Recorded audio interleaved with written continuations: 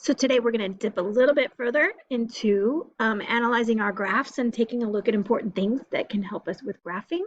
So we're going to talk about critical points, which we started in 3-5, and then something called extrema, which is a fancy word for maximums and minimums. So today should be a lighter lesson. Okay, so take a moment to read this over. I'm just going to have you pause and then we'll talk about it. And so what people are trying to do is if you can come up with a mathematical equation to talk about your profits and things like that, then what you want to do is do things like maximize your profit or minimize your cost, something like that. So that's where this can get handy in the real world. So critical points are points on the graph at which the line drawn tangent to the curve is horizontal or it's vertical. So if you notice down here, if I draw it tangent, meaning I only touch it at one point and I try not to go through it, this is horizontal here and here. And then in this case, it happens to be vertical and there's nothing we can do but go through that, okay? So a polynomial may possess three types of critical points. You could have a maximum where it's the top point, a minimum where it's the bottom point, or a point of inflection where you made a movement in the graph, but you didn't make it a maximum or a minimum.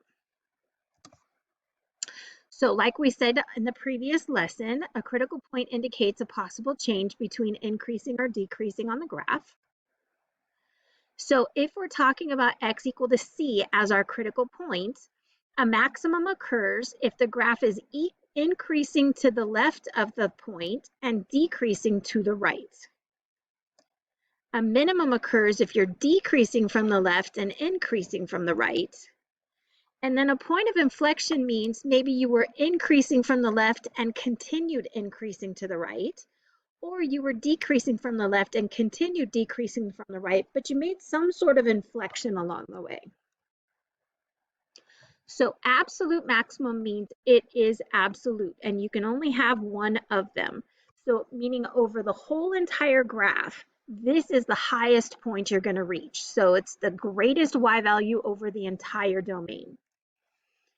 So this would be an example of an absolute maximum of that absolute value function.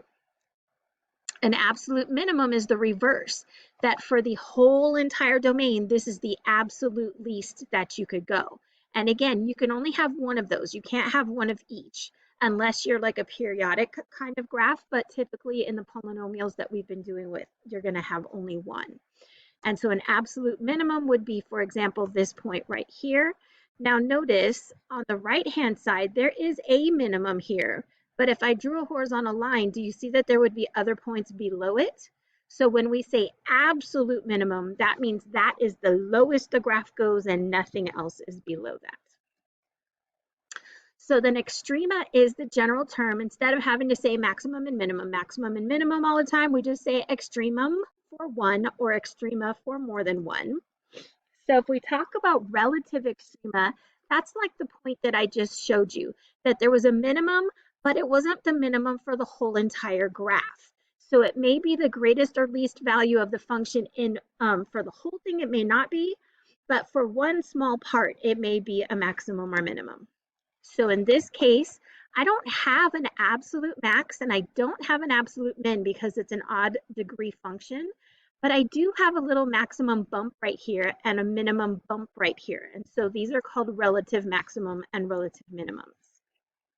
So if we take a look at the graph, it says locate your extrema. So remember that extrema is just a fancy word for max or min for the graph, and then classify the extrema, meaning is it a maximum or a minimum, and is it absolute or is it relative? So I've got a low point here, a high point here, and a low point here. So my low point here is at negative 1, 2, 3, 4, 5, 6.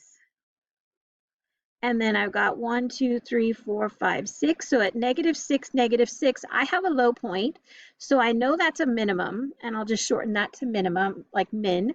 And then notice if I draw a horizontal line there, there are no other points below that line. So it's not just a relative minimum, it's an absolute minimum. That is the lowest that we can go. Then I have this point here at negative 2, 1. And I notice that it's a maximum. So then I want to determine, is it a maximum for the whole thing or just with respect to the points around it. So you can see elsewhere there's other points above it, but for this little hump right here, it is the maximum. So we're going to say relative to the points near it, it is a maximum. And then down here again, I have a minimum at 1, -2. And so I'm going to notice that it's a minimum. And then I'm going to draw a horizontal line, or you can just visualize it. And I do see other points below. So that means it's a minimum with respect to the points near it, but it is not an absolute minimum. So again, since I found that first absolute minimum, I knew nothing else was going to be an absolute. So if we take a look at number 2, we only have one point, one critical point in that picture. And so that's going to be at -2, 0. So then I notice it's a low point, so I know that it's a minimum. And if I draw in a horizontal line, do you see that there are no other points below that 9? So it's an absolute minimum, meaning that's as low as the graph gets. All right, so I want you to take a couple minutes to find your extrema for graph 3 and 4.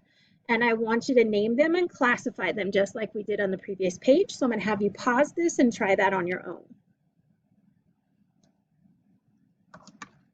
So if you notice, we have a point here at -1, 3, and it's high, so I'm going to call it a maximum. And then if I draw in that horizontal line, there are no other points above it. Everything else is below, so that's an absolute maximum. And there are no other curving points. In this graph here, I've got 2 points that are maxes and mins. And notice it's an odd function, or an odd degree function, because it's going to continue going on forever. That means we're not going to have an absolute in this situation. So in this first one, that's going to be at the point 0, 2, and that's going to be a maximum. And then, like I said, if I draw in a horizontal line, I'm going to have points above it. So that means it's only a maximum relative to points right close to it. Whereas this other point here at 2, -2, that's a low point, so that's a minimum. And if I draw in a horizontal line, again, I have more points below it, so that's going to be a relative minimum. So any function that is an odd function will not have any absolutes in it. All right, so this is from the book. And what we want to do is just consider what is happening near this x value. So this is where they have x is equal to a. So over here, they took a little bit off and said, let's go h steps to the left and h steps to the right. So typically that's going to be 1/10 of a step. And if you notice, from here to here, we increased, and then from here to here, we decreased. So as we look from left to right, if we increase and then decrease, that means that we have a maximum. I wouldn't know if it's an absolute maximum unless I looked at the whole entire graph. So we're just looking at this tiny little window. So again, if I subtract a little and add a little to my x value of a, I get this point here. And notice we decrease to this point, and then we turn around and we increase. So if we read from left to right and we decrease and then increase, that means that we have a minimum. So in this case over here, this is my x value of a, and I take a little off to the left and add a little on to the right to my x value. And notice this is decreasing, and then it decreases again. So that's called a point of inflection. Same thing over here, we are increasing and then increasing again. So that's going to be a point of inflection. All right, so I am going to want us to try and finish these notes in one part, hopefully. And so I may do some of the math during a pause and have you do some of the math during the pause. And we're actually going to set up our XY chart a little bit differently. So we're going to have our X on the top and our Y on the bottom. And we're going to talk about 3 different points. So the point that we're going to have in the middle is 3 here. So 3 is going to be my middle X value. And then if I do 3 minus 0.1, I get 2.9, and that's going to be my point there. And if I do 3 plus 0.1, I get 3.1. So notice I'm going from smallest to largest as I read from left to right. So what I want you to do is plug these values into your calculator using this function here, and tell me what your y values would be. So again, we're plugging our x values into this equation here and finding our y values. And I hope that you got the same y values that I did. And so again, the reason why I'm setting this up sideways is so that my x's go from left to right, smallest to largest. So then I want to think about my y values. To go from negative 7 something to negative 8, do you see that that is decreasing in value? And then to go from negative 8 back to negative 7 something, that's increasing in value. So that means I'm decreasing and then I'm increasing. And so do you see that that would be a maximum, or in this case, at least a relative maximum? Now, if you understood that we were talking about a parabola, we would know that that is an absolute maximum, but for right now, I think we're not even worried about the word relative. Just let me know that that's a maximum. All right, so over here we have our XY chart, and again, we're gonna do it sideways just so that we're gonna read it from left to right.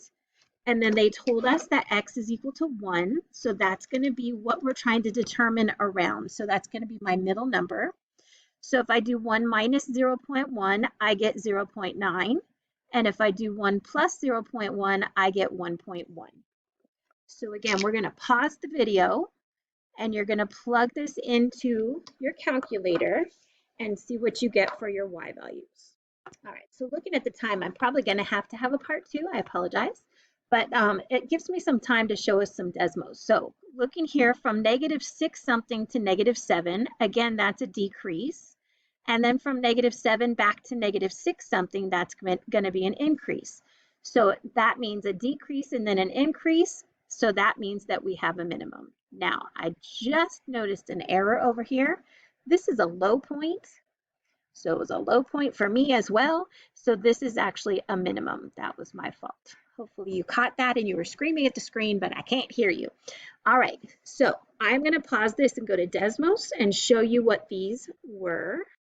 So I went ahead and graphed equation number 5, and as you can see, here is x is equal to 3. Here, I'll draw on that line so you can see that. X is equal to 3. So this is the point where x is equal to 3, and we got the negative 8 like we predicted. And if we look a little bit to the left, we get negative 7 point something, and then we decrease to this point, and then we get negative 7 point something again. And so like we predicted, we get a minimum, which I didn't predict, but hopefully you were screaming at me, right? All right, let me try the next graph. All right, so this is the graph for number 6, and I shifted my line over to x is equal to 1. So this is that minimum point at 1, negative 7. So you can see that from the left, we were decreasing, and from the right, we increased, always reading from left to right. So what we predicted is actually true.